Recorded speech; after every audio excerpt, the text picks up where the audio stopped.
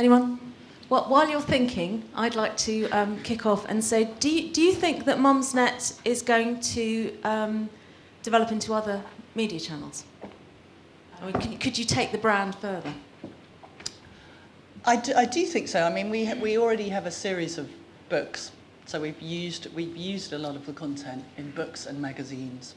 We created some magazines for mother care. We've got 6 books out with Bloomsbury. I see no reason why that couldn't, be replicated by taking some of this content into TV or video or whatever. So yes, I think probably we will. Watch this space. Watch this space, yeah. Have you got any? Yeah. Is there a mic or?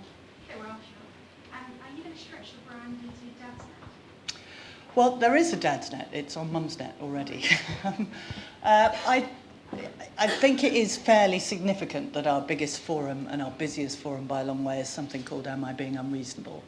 I rather think on a Dad's Net it would be I'm right and you're lot are being unreasonable. I think there is a different way that women talk. They talk a lot and they're looking for validation. And I think that's possibly why there isn't a Dad's Net, because it's a lot more about telling and, information. I mean, there are lots of sites out there for men that are very popular. They're mostly called piston heads or something like that.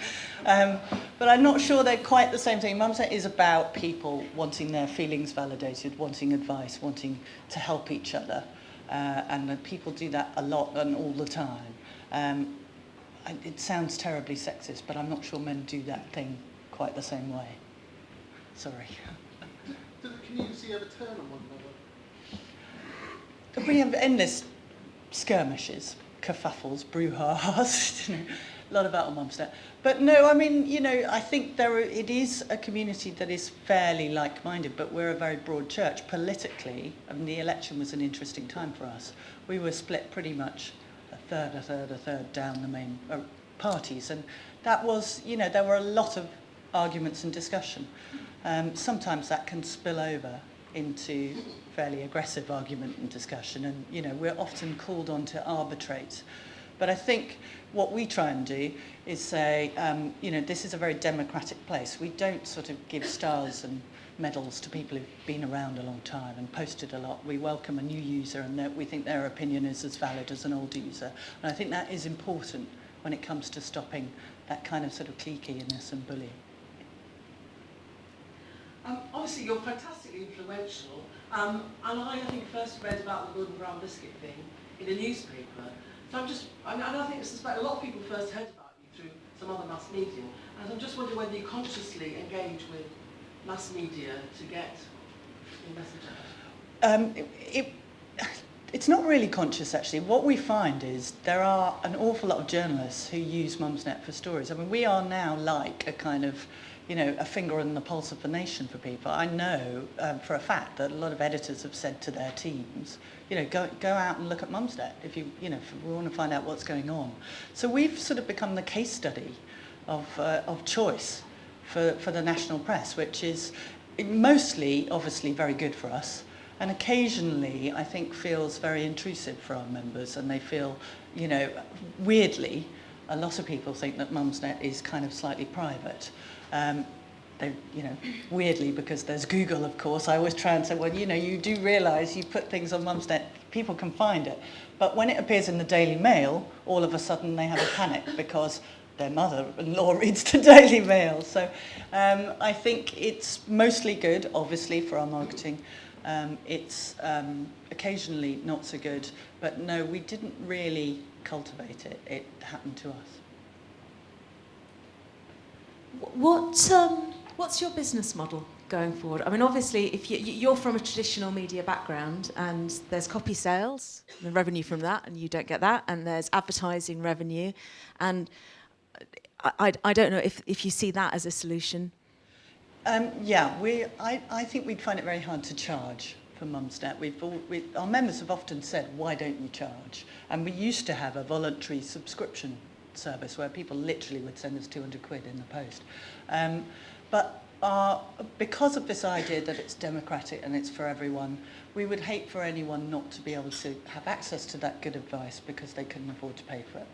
And also, it just, to me, maybe I'll be wrong, and Rupert Murdoch will prove us all wrong, but you know, the internet, charging for the internet seems anathema to me, and something that doesn't feel quite right. So our model is advertising, really.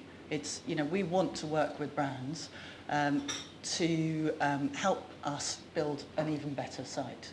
We're not, you know, we are owned by the founders, and profitability, whilst it would be nice and is nice, which we had many years when we didn't have that, is not the be-all and end-all. What we want to do is generate revenues to make Mumsnet as good as it can be.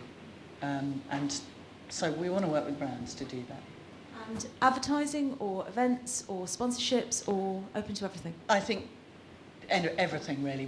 One thing we do a lot of is something we call insight. I mean, we have this kind of focus group of 1 million women, and they're smart and they're clever and they're opinion formers. And I mean, it's advertising in a way, but it's also using these women, using their talents and their knowledge to help design products, test products, get the first word about products out there. So it's not traditional advertising in the sense of putting up a banner, but more, again, it's more about engagement and asking and listening. I'm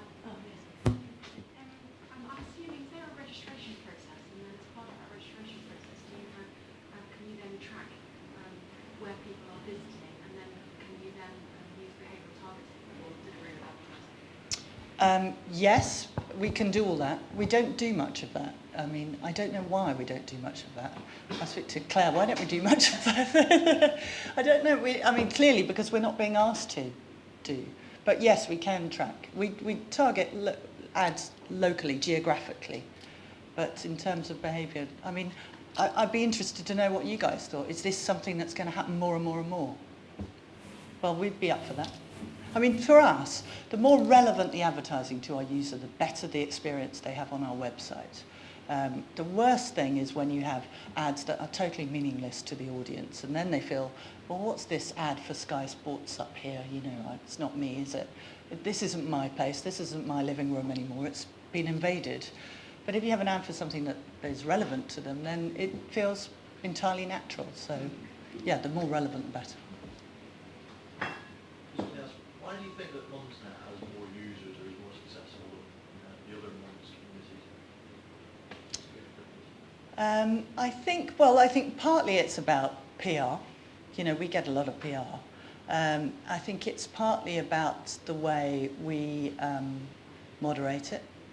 We have a very light touch moderation. We treat users as grown-ups. We've always been very free at allowing mentions of other sites and links to other sites, and that has been a philosophical thing. You know, it's the internet. You can't shut people in. And I think once you start trying to shut people in, they'll leave. So I think it's a combination of factors, but that's an important one. And how did you start it in the first place? Take us back. Back all those years ago. I actually had a dodgy holiday, with my first ever holiday with my newborn kids. They were a year old. And I went on holiday to a so-called family-friendly resort, and it was anything but. And all the parents were sitting around the pool kind of bemoaning that, you know, this was their annual holiday and it was just awful. And I have to say, at that time when everyone had an internet idea, you couldn't go sort of down the street without someone assailing you with their internet idea. So that was mine. Mine was, wouldn't it be nice to find out about dodgy holidays and other parenting stuff before you go? And you just set it up and it took off? Or? Yeah, and then I persuaded a friend from antenatal class to do it with me, but with the promise that life would be, she was a TV producer, but life would be different. I promised her, we both went to the same gym, that we could have all our meetings in the jacuzzi, which we had one, and it was papers got all soggy. She didn't even have a computer. She'd barely been on the internet. So, and then I persuaded another friend to build the thing in his spare time. He was a kind of techie geek, and we were very small and very kind of very slow growing. And in the end, that's probably been the right route to building a community. And very British. Are you planning to expand?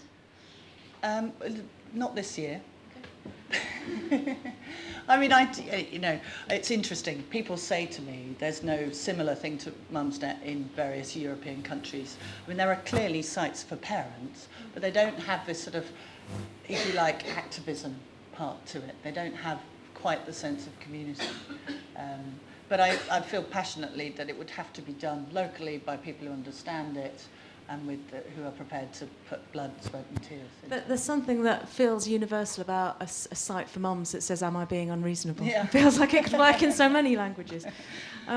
And just on the political front, you said that brands, understandably, have a problem with letting go of control, and we all understand that. And the sector, I think, that have more problem letting go of control are politicians. Has anybody? I mean, they're all going to come and see you. They all want to come and see you. Is anybody getting it right with you? Well, they're all getting better. I mean, they all are learning from their experience. They come very prepared. They know their biscuits. Yeah, they know their biscuits. They are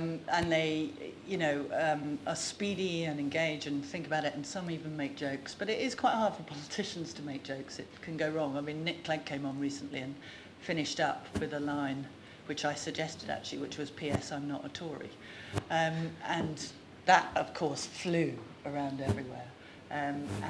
It was funny in the context because almost every question had been, "You've just become a Tory," but it didn't really work for him.